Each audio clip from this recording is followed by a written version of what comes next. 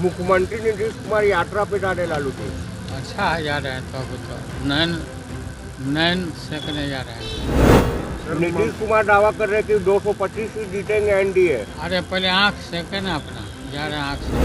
सच तो यह है कि होटवार जेल में आपका शरीर कैद था, लेकिन आपका बुद्धि चरवाहा विद्यालय में कैद हो गया।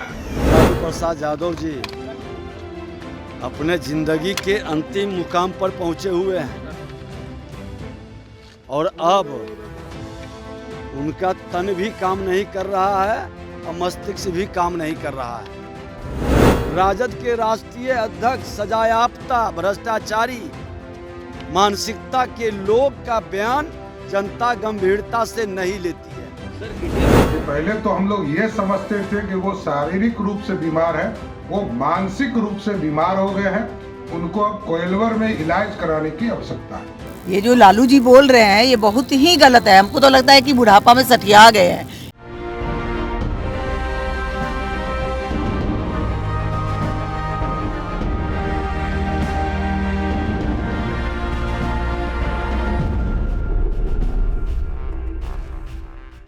नमस्कार, कैपिटल टीवी बिहार देख रहे हैं आप और आपके साथ मैं हूं दिव्या।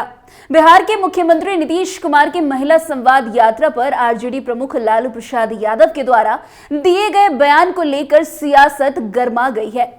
मुख्यमंत्री नीतीश कुमार यात्रा पे जा रहे लालू जी। अच्छा जा रहे हैं तो अभी तो नैन सेकने जा रहे हैं। न तो ममता जी को दे दिया जाए। हाँ दे दो। 25 में बोल रहे हैं सरकार फिर से बना रहे हैं लालू जी। हाँ बनाएंगे हम लोग। नीतीश कुमार दावा कर रहे हैं कि 225 सीट जीतेंगे एनडीए। अरे पहले आँख सेके ना अपना, जा रहे हैं आँख से। उनके इस बयान पर भारतीय जनता पार्टी की ओर से हमला बोला जा रहा है। अब बीजेपी सांसद धर्मशीला गुप्ता ने उनके नैन सेकने वाले बयान पर कड़ी आपत्ति जता दी है। दरअसल बिहार में विधानसभा चुनाव से पहले सीएम नीतीश कुमार एक बार फिर से पदयात्रा के लिए निकलने वाले हैं। इस यात्रा को महिला संवाद यात्रा नाम दिया गया है, जो कि 15 दिसंबर से शुरू होने वाली है। इसी यात्रा को लेकर जब लालू यादव से सवाल किया गया तो उन्होंने कुछ ऐसा जवाब दिया जिसे अब सुनकर बीजेपी के अंदर गुस्सा फूट पड़ा है। लालू यादव ने साफ साफ लफ्जों में कहा है कि नीतीश कुमार आंख सेकने जा रहे हैं। जाने दीजिए, आंख सेकने के बाद अपना फिर सरकार बनाने की सोचेंगे। वैसे लालू यादव के द्वारा कही हुई इस बात को सुनकर बीजेपी का खून खौल उठा है। अब इस पर राज्यसभा सांसद धर्मशीला गुप्ता ने लालू यादव के बयान को दुर्भाग्यपूर्ण बता दिया है। उन्होंने कहा है कि लालू यादव इतने वरिष्ठ नेता हैं, सीएम रह चुके हैं और उनकी पत्नी खुद राबड़ी देवी भी मुख्यमंत्री रह चुकी है, उनकी बेटी भी सांसद है और इस तरीके का बयान उनको शोभा नहीं देता है। राज्यसभा सांसद ने आगे कहा कि मैं लालू यादव से पूछना चाहती हूं कि जब उनकी पत्नी राबड़ी देवी सदन में आती हैं या जब वो मुख्यमंत्री थी तो क्या उनका भी लोग नैन सुख लेते हैं? उन्होंने कहा कि इस तरह की सोच महिलाओं का अपमान है। जहां महिला का अपमान होता है वहां विश्व का संहार होता है। आरजेडी का अंत अब नजदीक आ चुका है। तो वहीं दूसरी तरफ जेडीयू की सांसद लवली आनंद ने भी इस पर टिप्पणी की है। उन्होंने कहा है कि लालू यादव ने बहुत गलत बयान दिया और ये बयान आपत्तिजनक है, महिलाओं का अपमान है। उन्होंने ये भी कहा कि तत्काल लालू यादव को अपने बयान को वापस लेना चाहिए। उन्होंने कहा कि एक राज्य के मुख्यमंत्री पर लालू यादव कैसे इस तरह का बयान दे सकते हैं जबकि खुद वो इस पद पर पहले रह चुके हैं। बहुत गलत बात बोल रहे हैं। ये जो लालू जी बोल रहे हैं ये बहुत ही गलत है। हमको तो लगता है कि बुढ़ापा में सठिया गए हैं। ये महिला जाति का अपमान है, इस तरह से नहीं बोलना चाहिए। मुख्यमंत्री के पद पर रहे हैं लालू जी और महिला जाति के लिए इस तरह से बोलना और माननीय मुख्यमंत्री जी के लिए इस तरह से बोलना शोभा नहीं देता है उनको, और ये गलत बात है। उनको अपना बात को वापस करना चाहिए। बहुत नारी जाति का भी अपमान है और यहाँ के मुख्यमंत्री का भी अपमान है। तो वहीं दूसरी तरफ उपेंद्र कुशवाहा ने भी इस पर टिप्पणी करने से अपने आप को नहीं छोड़ा। उन्होंने टिप्पणी करते हुए कहा कि मुझे आश्चर्य हो रहा है, मुझे नहीं पता था कि लालू यादव खुद ऐसी बातें क्यों करते हैं। कहने के बाद मुझे आश्चर्य होता है कि क्या उन्हें एहसास है कि वो वास्तव में क्या कह रहे हैं। वो वरिष्ठ और राजनीति में बेहद अनुभवी नेता है। किसी का राजनीतिक रूप से विरोध करना एक बात है, लेकिन उनके जैसे कद के किसी व्यक्ति द्वारा ऐसा बयान अकल्पनीय है। तो वहीं डिप्टी सीएम सम्राट चौधरी ने तो लालू यादव के खिलाफ मोर्चा ही खोल दिया है। सम्राट चौधरी ने कहा है कि लालू प्रसाद का बयान काफी दुर्भाग्यपूर्ण है। मुख्यमंत्री नीतीश कुमार महिला से संवाद करने जा रहे हैं, लेकिन जिस तरह के शब्दों का प्रयोग लालू यादव ने किया है वो काफी चिंता का विषय है। पहले तो हम लोग समझते थे कि वे शारीरिक रूप से बीमार हैं, लेकिन अब तो लगने लगा है कि वे मानसिक रूप से भी बीमार हो चुके हैं। ऐसे में उन्हें तुरंत कोइलावर के मानसिक अस्पताल में इलाज कराने की जरूरत है। लालू प्रसाद जी का बयान अत्यंत ही दुर्भाग्यपूर्ण है।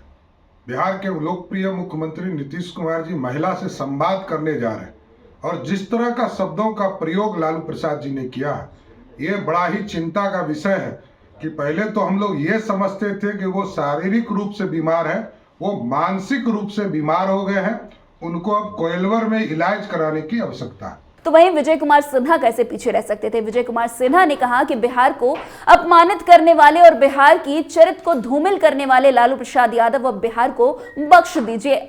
आप जैसे लोगों ने गौरवशाली बिहार को शर्मसार किया है। दुर्भाग्यपूर्ण है कि आप और आपके परिवार के जो लोग हैं वो फुहरपन और मजाकिया गंदे शब्दों का इस्तेमाल करके बिहार के सम्मान को गिरा रहे हैं। बिहारी अब उनकी बातों को स्वीकार नहीं करता है। देखिए, श्रीमान लालू प्रसाद यादव जी अपने जिंदगी के अंतिम मुकाम पर पहुंचे हुए हैं और अब उनका तन भी काम नहीं कर रहा है और मस्तिष्क भी काम नहीं कर रहा है।